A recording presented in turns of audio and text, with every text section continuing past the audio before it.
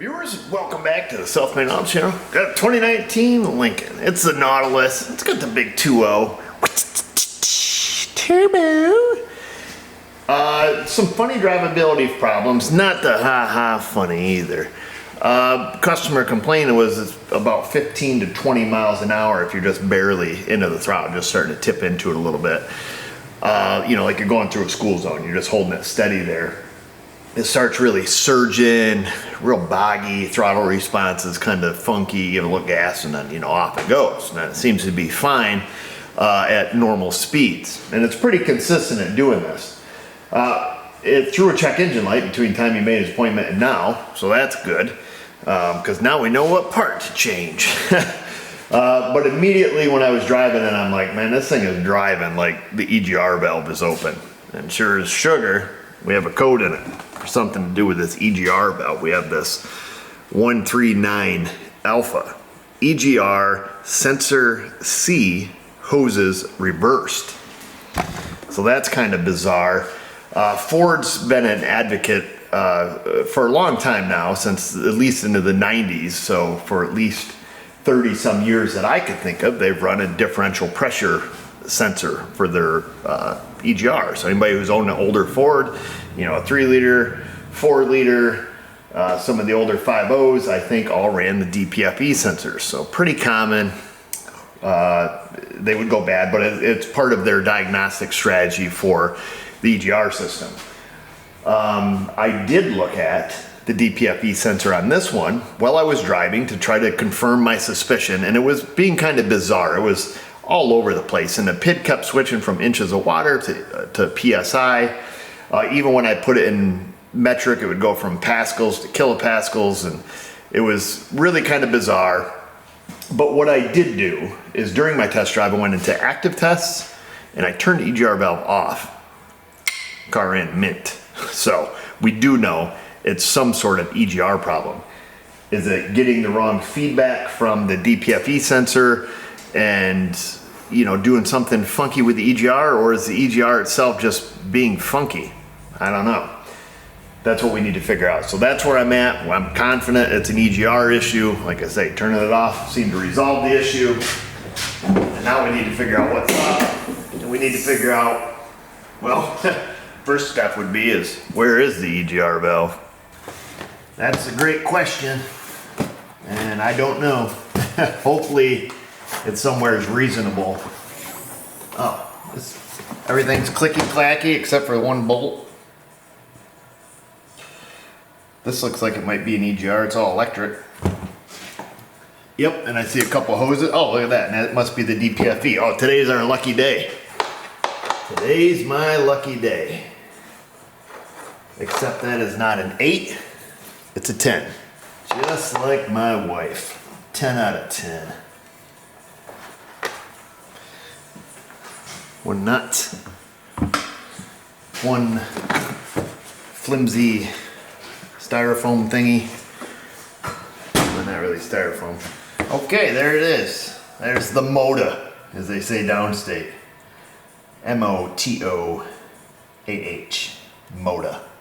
Let's get our power supply turned on here. I'm going to grab us a flashlight, but it does look like here's our EGR valve, and this appears to be the DPFE sensor. 3 wires. What I want to do is, because like I say, driving down the road, this was super erratic. All over the place, but is it just reporting, you know, pressure differential from a faulty EGR valve and then generating the code, or is the DPFE sensor on the fritz? That's what we need to determine. Let's see if we can make heads or tails of this thing. It is a little bit skewed just sitting here, key on, engine off, so we were about 1.5 volts, and it's showing negative 2 inches of water column, or negative 2 inches of water. I would expect that voltage to be a little bit lower than that.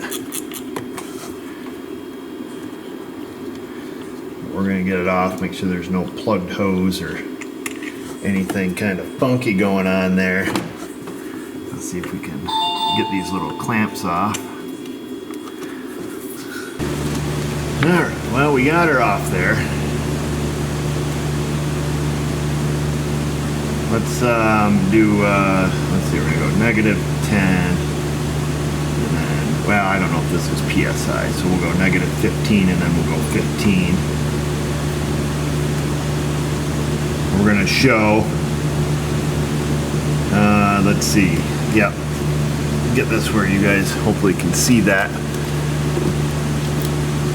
We have our DPFE sensor sitting right here.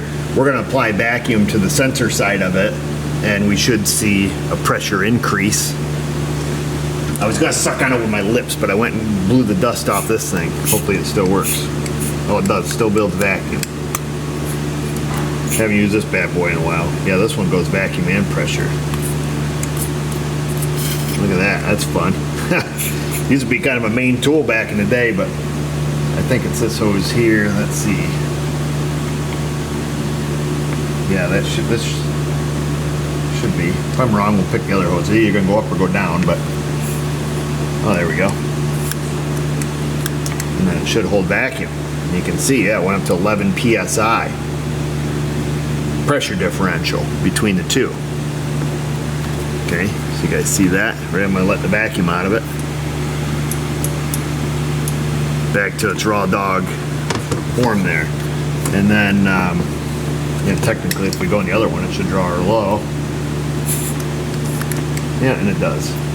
But it probably has a limit, yeah, it does. So minus 4.4 psi, which probably is its low limit, maybe like a half a volt or something.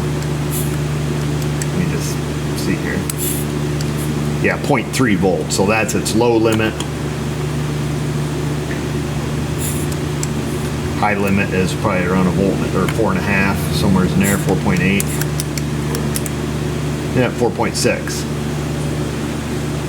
Yeah, you guys can see it there, but all right. So that's kind of funny because when I'm driving, I'm suspicious of the EGR valve itself. It just acted like it was out of control. I probably should take you guys for a ride to show you, but it's hard to represent because you don't see anything, you don't hear anything, you just feel the car, you know, surging and jerking, and you see the DPFE sensor just flip-flopping all over the place. And the reason I think it's generating this code is due to the fact that the EGR is just out of control. I was monitoring EGR temperature while I was driving as well, just to verify, you know, the valve's definitely open, because I didn't know if I was getting erroneous data from this sensor or what. But as soon, the second, you know, the EGR would open, I mean, the temperature sensor would drop, voltage would drop on it. You know, must be negative temperature coefficient temp sensor in it somewhere. I don't know if it's built into the valve or where it even is, but it gave us a strong indicator that the valve was opening. So I am going to elect to order an EGR valve. I'm also going to get a DPFE sensor, and I say that because the 1.47 volts that it's sitting at, or 1.5 volts, it's too high. It is skewed slightly. I would expect this 1.3 volts or less, and then more around atmospheric pressure, especially with, or I don't want to say atmospheric pressure, but equalized pressure with both hoses unhooked here. There should be no pressure differential across it whatsoever, and it is indicating that there is. Now, there's going to be some discrepancies in sensors where there's some faults that are tolerable, but this is the route I would like to go. I don't think the EGR valve is a big to-do. Let me see if Ford has one by any chance. We're gonna leave this one at that for right now, folks. I have some parts ordered. Why are we stopping our diag here? Because this is one of those situations where it's more feasible to buy the part than it is to really go way off into the weeds. Not that it would be off into the weeds, but to go way off into the weeds, really 100% proving this diagnosis. At some point we have to let a little bit of experience take over, although that's not a win every time. It often is. We looked at the DPF, it works. It's skewed a little bit. You know, key on, engine off, it's off out of range slightly. Not a ton, but a little bit. the part that we're looking at there is it's not glitchy. You know, we can put vacuum on it, and we can, you know, see the voltage go all the way up to 4.5, nice and smooth, and back down to, you know, it's 0.3 volt or 0.4 volt, whatever it was holding at. And we see it's not the cause of the, you know, super erratic signal that we're getting while driving. I believe that super erratic signal we're getting while driving is the EGR valve itself. You know, we used to see this back in the day with General Motors, you know, especially you guys that, you know, worked on the older 3.1s and the 3.4s when they were super popular. You would see this with their EGR valves just going haywire. You know, they'd almost sound like a little machine gun under the hood. You'd try to duty cycle that thing at, you know, 30–40%, and it just brrrr, and that pinhole's all over the place. The engine's super erratic, you know, surge and buck and, you know, kind of carry on. Having a very similar EGR valve on these and exhibiting a very similar symptom, no circuit codes, you know, nothing like that. I'm gonna go with an EGR valve without really going way off into the weeds to 100%, you know, put my thumb on it. The EGR valve DPFE sensor with the hoses, brackets, and everything is about the same cost as an hour and a half of labor. For me to 100%, beyond a shadow of a doubt, put my thumb on it and say, this is 100% your problem, without a doubt, it's gonna take me more time than that. And that's just how it is. Good customer of mine, I know they're just gonna tell me to do whatever I wanna do. So that's what we're gonna do. I'm gonna take the chance. If I'm wrong, and the EGR valve does not fix this car, I'm gonna eat it. I'll make that promise to you, and I'll make that promise to him, because I am skipping some of the portion of testing. And that's that. So kind of it's kind of a delicate balance, and I don't want you to think that I'm a advocate of just, hey, pull codes, throw parts. 100% not the case. This is a very case-by-case basis, and I'm a little apprehensive, to be honest with you, to even share this with you, because I don't want to mislead people, and I think it can be misleading.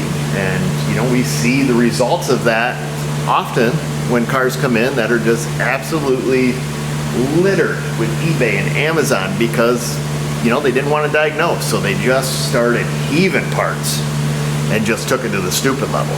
So I guess I say all that to say OEM valve and DPF will be here tomorrow. The customer's going to leave the car here, I'm sure.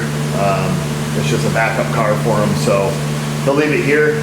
We'll get the DPF on, we'll see how that new one reads, key on, engine off. If it is the exact same as this one and it is skewed just slightly, I'm going to send it back. We ain't even going to use it because this one functions. But it is just a tiny bit out of range, a couple tenths of a volt. And then we're going to pop that EGR valve on, looks super easy to change, and then, you know, go from there. Now these do have an updated EGR cooler, a PCM update for, you know, for that as well. For setting various codes, EGR coolers do have problems on these. They'll start pissing water, lots of white smoke, you know, stuff like that. So we're not exhibiting any of those symptoms yet. No, you know, no coolant loss. So we're going to skip that portion for the time being and just fix the customer's symptom.